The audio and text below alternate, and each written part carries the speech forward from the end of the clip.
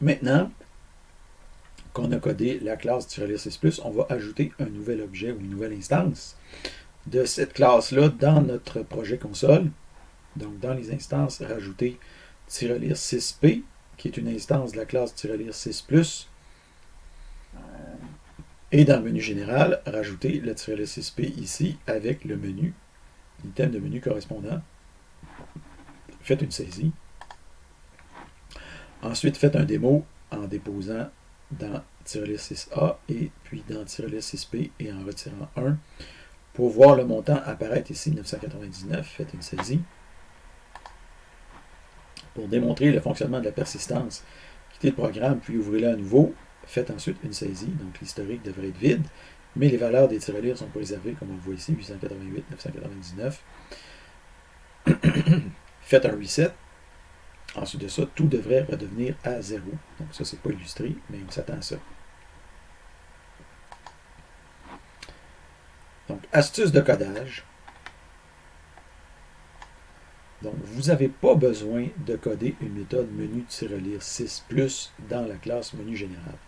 La méthode qui existe déjà suffit. Pourquoi c'est comme ça? Parce qu'en programmation objet, toute méthode qui s'attend à recevoir un objet d'un certain type, comme par exemple -lire 6, peut recevoir à la place un objet d'une classe qui descend de ce type, comme par exemple -lire 6+. Donc, ici, vous avez case-lire 6a, case-lire 6p, et dans les deux cas, vous appelez la méthode menu-lire 6 pour afficher le menu-lire 6.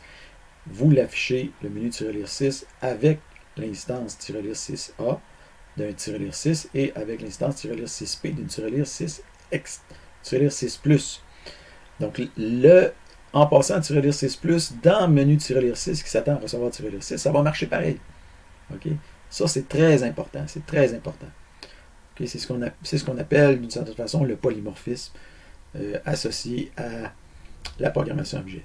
Donc, vous avez ici la signature de menu-lire 6 qui s'attend à recevoir un -lire 6 et un numéro de tirelire pour l'affichage. Ce qui nous amène à parler d'un principe qu'on appelle le principe de substitution de Liskov. Donc, l'idée que tout objet d'une classe C devrait pouvoir être remplacé dans le programme par un objet d'une classe D dérivé de C est un des principes cardinaux de la programmation objet, ou de la bonne programmation objet.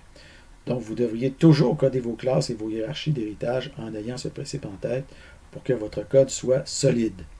Pourquoi on dit solide? On dit solide parce que le principe de substitution de Liskov, en anglais, Liskov Substitution Principle, c'est le L de solide. Donc, solide, c'est des principes de bonne programmation. On en avait déjà vu un précédemment, qui était Single Responsibility Principle, le S de solide. Donc là, on a vu le S, puis on a vu le L.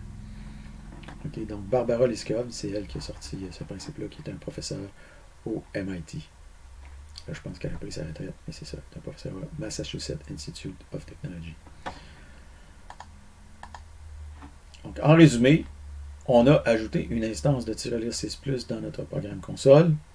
Et grâce au principe de substitution de Liskov, les méthodes qui traitent des -lire 6 peuvent aussi traiter les -lire 6+. L'ajout a donc été d'autant facilité puisqu'aucune nouvelle méthode n'a été codée. Je vais maintenant faire un commit and push.